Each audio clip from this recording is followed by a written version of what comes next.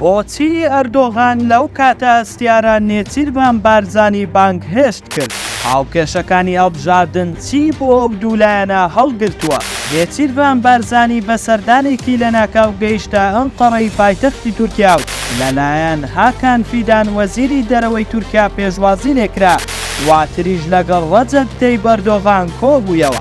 ناوەندی شیکاریستاندەر خوێندنەوەی بۆ سەردانە لە ناکاوەکەی جێگیری سەرۆکی پارتی وایە کە تورکیا ترسی هەیە لە شکستی پارتی لە هەڵبژاردننی ئەمجارەی پەرلەمانی کوردستان، چونکە پێشتر پێی وابوو پارتی هیچ کات نالەرزێت، بۆیە دۆخی ئێسای پارتی نیگەرانی کردووە. بەو پێی ئەو ڕێکەوتنەی تورکیا لەگەڵ هەرێم هەیەتی لە بوارەکانی ئەمنی و ئابووری و مانەوەی بنکە سەربازیەکان لەگەڵ پارتی بووە لە چوارچێوەی حکوومەتی هەرێم.